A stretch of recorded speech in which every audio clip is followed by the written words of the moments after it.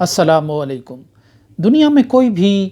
مزاحمت کامیابی سے ہمکنار ہو جائے تو اسے انقلاب کہا جاتا ہے، اور ناکامی اس کا مقدر ٹھہرے تو پھر اسے بغاوت کہا جاتا ہے۔ یعنی یہ شیر کی ایک ایسی سواری ہوتی ہے کہ یا تو آپ شیر پر سوار ہو کر اسے قابو کرتے ہیں، یا آپ جب گر جائیں تو پھر شیر آپ کے اوپر آ جاتا ہے اور پھر آپ اس کے رحم و کرم پر ہوتے ہیں۔ کشمیر میں دو بچیوں نے ایک بھارت کی وفاداری کا اعلان کیا ہے، بھارت کے آئین کے ساتھ وفادار رہنے کا، اور اپنی لیگیسیز سے، جو خاندانی لیگیسیز ہیں، ان سے الگ رہنے کا اعلان کیا ہے۔ نریندر مودی کو مبارک ہو کہ وہ ایک ٹارزن کی حیثیت سے، ایک مرد آہن کی حیثیت سے سامنے آئے ہیں، اور انہوں نے کشمیر کی دو بیٹیوں جن کی عمریں ہارڈلی 25 کے اندر ہوں گی، ان سے پریس کانفرنسز کروائیں اور پبلک سٹیٹمنٹ جاری کروائے کہ وہ بھارت کی وفادار ہیں اور ان کا اپنے خاندانی لیگیسیز اور تنظیموں کے ساتھ کوئی تعلق نہیں ہے۔ ان میں ایک بچی کا جو تعلق ہے وہ سید علی گیلانی کے گھرانے سے ہے، جو کشمیر میں ابھی چند برس پہلے تک مزاحمت کی سب سے طاقتور اور توانا علامت کے طور پر جانے پہچانے جاتے تھے۔ یہ سید علی گیلانی کی نواسی ہیں، اور اس بچی کے جو والد تھے الطاف احمد شاہ، وہ خود ایک بہت تگڑی کاروباری فیملی سے تعلق رکھتے تھے، لیکن انہوں نے اپنی ساری جو زندگی ہے وہ کشمیر میں مزاحمت کے نام کر دی۔ زندگی کا بہت بڑا عرصہ جیلوں میں گزارا، پابندیوں میں گزارا، الزامات اور اتہامات میں گزارا، یہاں تک کہ انہیں منی لانڈرنگ کے کیس میں گرفتار کر لیا گیا، اسٹون پیلٹنگ کی مددگار کے طور پر، اور پھر ان کی یہ قید یوں دراز ہوتی چلی گئی کہ انہیں ایک خطرناک بیماری نے آن گھیرا۔ لیکن جو بھارت کی جمہوریت تھی، انہوں نے الطاف احمد شاہ کے گھرانے کو، ان کے اہل خانہ کو، ان کی بیٹیوں کو، ان کے بچوں کو الطاف احمد شاہ کی عیادت کے لیے ہسپتال میں جانے کی اجازت نہیں دی۔ ان کے آخری لمحات، سفر آخرت قریب آ رہا تھا، اور ان کی یہی بیٹی ٹویٹر پر، روا ٹویٹر پر سرگرم تھی، اور یہ پاگلوں کی طرح اس کی بے چینی ان ٹویٹ سے عیاں تھی کہ جس میں یہ کبھی اپنے والد کی صحت یابی کے لیے دعاؤں کی اپیل کر رہی تھی، کبھی اس سے ملاقات کی بھیک مانگ رہی تھی، اور کبھی بھارت کی جمہوریہ سے اپیل کر رہی تھی کہ اس کے والد کے قریب جانے دیا جائے، یا اس کے والد کو ان لمحات میں رہائی دی جائے کہ وہ زندگی کا جو یہ اہم ترین مرحلہ ہے، یہ جو سفر ہے، اس کی تکمیل اپنے گھر والوں، اپنے عزیز و اقارب کے درمیان کریں۔ لیکن بھارت کی جمہوریت کو، نریندر مودی کو ایک بار پھر سلام ہے کہ نریندر مودی نے ایک مریض کو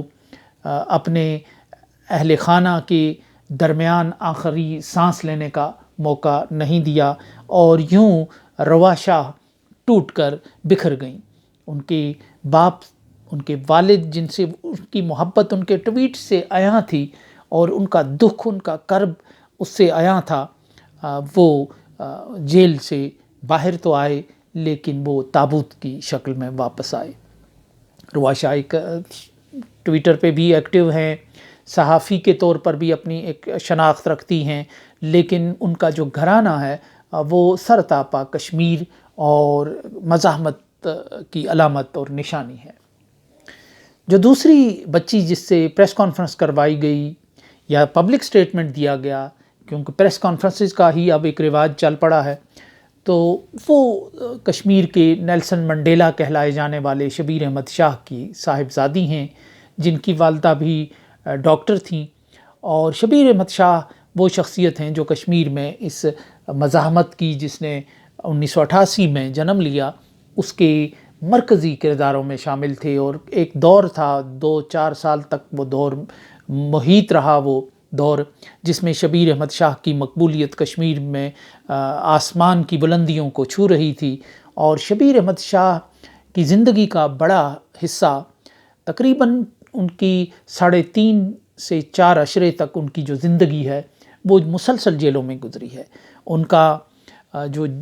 تمام زندگی کا سفر، جو زندگی کی آسائشیں، جو جوانی کے دن ہیں، جو انسان کے انجوائے کرنے کے دن ہیں، آزادیوں سے لطف اندوز ہونے کے دن ہیں، اپنی پاپولیرٹی کو سیلیبریٹ کرنے اور اس سے مزہ لینے کے جو دن ہیں، اور پبلک میں اس حد تک ایک مقبول شخص کو، لیکن وہ سارے دن ان کی جیلوں اور زندانوں کی نظر ہو گئے، اور آج بھی وہ دلی کی تہاڑ جیل میں محصور اور مقید ہیں۔ اور یہ جو ان کی بیٹی ہے 22-23 سال کی، یہ میڈیکل کی تعلیم بھی حاصل کر رہی تھی، اور یہ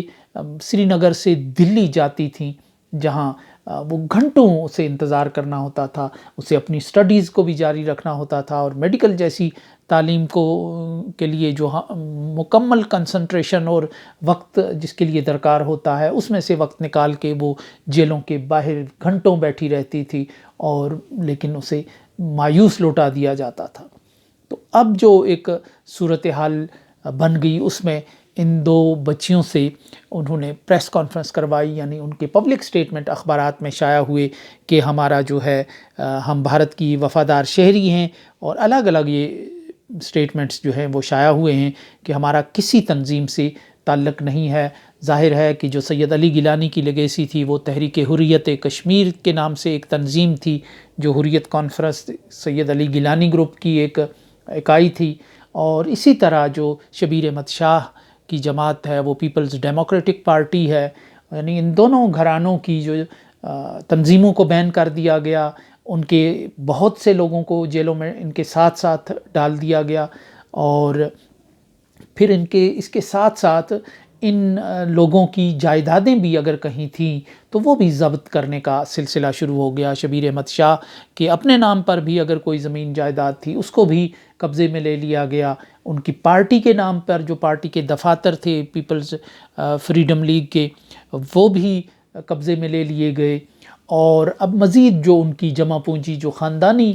رہی ہوگی، ورثے میں ملی ہوگی، اس پر بھی ایک ہاتھ صاف کرنے کا ایک سلسلہ تھا، اور اب ظاہر ہے کہ ان کو ایک مزید انتقام کا ایک نشانہ بنایا جانا مقصود تھا۔ لیکن شاید یہ رول ماڈل جو سوسائٹی کے ہیں، ان کو تبدیل کرنے کا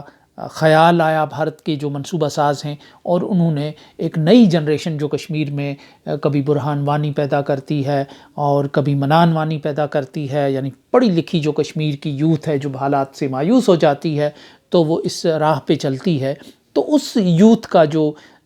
کی ڈائریکشن ہے، اس کو چینج کرنے کے لیے نئے رول ماڈل تلاش کرنے شروع کیے، اور وہ رول ماڈل بھی ان لیگیسیز کے اندر سے کہ جو مزاحمت کی علامت اور مزاحمت کے استعارے رہے ہیں، جنہوں نے کشمیر کے اندر ہزاروں نوجوانوں کو ذہنی طور پر متاثر کیا، ذہنی انقلاب سے گزارا، اور یہاں تک کہ 3.5 عشرے سے بھارت پوری قوت کے ساتھ کوشش کر رہا ہے اس ذہن کو بدلنے کی، اس مزاحمت کو قابو پانے کی، لیکن اس کا جو ہاتھ ہے وہ نہ باغ پہ ہے، نہ پا ہے رکاب میں، اور ابھی تک کی کیفیت یہی رہی کہ بھارت اس ذہن کو بدل نہیں سکا۔ اب کشمیر کے ان جو ٹاورنگ پرسنالٹیز ہیں حریت کی لحاظ سے، ایک دوسری سوچ کے لحاظ سے، بھارت کے نقطہ نظر سے، اب اس کے اندر سے جو یوتھ ہیں ان کو اس راہ پر، یعنی سرنڈر کی راہ پر، ذہنی سرنڈر کی راہ پر اس لیے چلایا جانے لگا، ایک حکمت عملی کے تحت، ایک سوچی سمجھی سکیم کے تحت، کہ کشمیر کا نوجوان ان حالات سے مایوس ہو جائے۔ لیکن اگر کشمیر میں کوئی مایوسی، یہ تو ان بچیوں کی مجبوری ہے، اور جس کو کشمیر میں تنقید کا نشانہ بھی بنایا جاتا ہے۔ ظاہر ہے کشمیر ایک زخم خوردہ معاشرہ بھی ہے، ایک جذباتی معاشرہ بھی ہے، اس نے سرد و گرم بھی دیکھے ہیں، اور انہی لیگیسیز نے کشمیر کے نوجوانوں کو چونکہ ابھارا ہے اور ان کو جانے دینے پر مجبور کیا ہے، تو اس لحاظ سے عام کشمیری کا تنقید کرنا جائز بھی بنتا ہے۔ لیکن اس کا بہرحال ایک پہلو یہ ہے کہ یہ ان خاندانوں کو جس عذاب اور عطاب سے گزارا جا رہا تھا، اور مزید نہ جانے کتنے سخت دنوں کا ان کو خوف دلایا جا رہا تھا، اس میں اس کے سوا کوئی ان کے پاس شاید کوئی آپشن نہیں بچا تھا۔ لیکن یوں بھی یہ بچیاں جو ہیں پہلے ہی کسی مزاحمت کا حصہ نہیں تھیں. ظاہر ہے ایک بچی صحافت سے منسلک تھی اور ایک میڈیکل کی تعلیم حاصل کر رہی تھی اور لامحالہ اس نے اسی شعبے میں کہیں جانا تھا اور اپنا کچھ ایک راستہ بنانا تھا. تو یوں بھی یہ نہ جانشین تھی، نہ یہ حریت کی علمبردار تھی، نہ ان کو کسی پارٹی کی صدارت ملنا تھی ورثے میں. تو بہرحال اس کی ایک علامتی حیثیت بنانے کی ایک کوشش کی گئی ہے. اور کشمیر میں عمومی پاکستان کے حالات سے ایک مایوسی ہمیشہ پیدا ہوتی ہے. اگر کشمیر میں یہ مایوسی پیدا بھی ہو رہی ہے اور اس کی جو مزاحمت ہے اس کو ریورس گیئر لگ رہا ہے، وہاں کسی ذہنی انقلاب کو ریورس گیئر لگ رہا ہے، تو اس میں کشمیریوں کا کوئی قصور نہیں ہے. کشمیر کے جو لوگ ہیں وہ گو کہ اب وہ ریزیلینس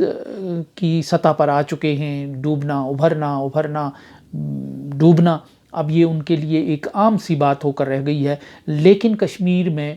پاکستان کے جو حالات ہیں وہ اثر انداز ہوتے ہیں. یعنی کشمیر میں جو 1971 میں مشرقی پاکستان کی علیحدگی کا جو واقعہ ہوا، اس سے کشمیریوں کو ایک نفسیاتی طور پر بہت بڑا دھچکا لگا تھا اور انہیں اندازہ تھا کہ اب پاکستان ان کی مدد نہیں کر سکے گا. اور اس کے بعد جو کشمیر کی جو اس وقت کی سب سے مقبول اور قداور اور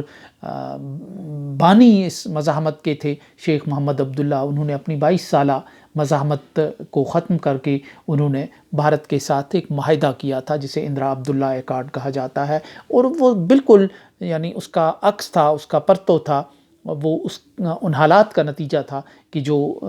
پاکستان کے ٹوٹنے کے نتیجے میں پیدا ہوئے تھے. اب بھی یہ جو کشمیر میں مزاحمت ہے یہ پوری قوت کے ساتھ چل رہی تھی، لیکن پاکستان کا جو اب حالات لگ رہے ہیں کہ معاشی بحران نے ایک مایوسی کی کیفیت پیدا کر دی تھی. پھر اس کے بعد FATF نے جو پاکستان کی کلائی بری طرح پکڑ کے رکھی اور اس کی گردن پر پاؤں رکھا، اور اس کے بعد اب جو ایک سیاسی بحران پاکستان میں پیدا ہوا، اس نے بتا دیا کہ پاکستان اگر روایتی ڈگر پر ہی قائم رہے گا، جو 75 سال کا اس کا سفر ہے، اس میں کوئی انقلاب نہیں آ رہا، اس میں کوئی تبدیلی نہیں آ رہی، اس میں کوئی یو ٹرن نہیں آ رہا، اور جو 2 سال سے بالخصوص پاکستان کے حالات ہو چکے ہیں اس نے کشمیر میں مایوسی کو بڑھاوا دیا ہے. تو ایسے میں اگر اور بہت سے کردار بھی مایوس ہو کر خود سپردگی کی راہ اختیار کرتے ہیں سسٹم کے ساتھ، تو ان سے نہ تو کوئی اچنبھا ہونا چاہیے، نہ ان پہ کوئی اتنا غصہ اور ناراضگی کا اظہار کرنا چاہیے. قوموں کے اندر یہ اتار چڑھاؤ آتے ہیں وقت کے ساتھ، حالات کے ساتھ. بیرونی حالات بھی اثر انداز ہوتے ہیں قوموں کے حالات پر، قوموں کے فیصلوں پر، قوموں کے اذہان پر، اور اندرونی حالات بھی ان کے اذہان پر متاثر ہوتے ہیں.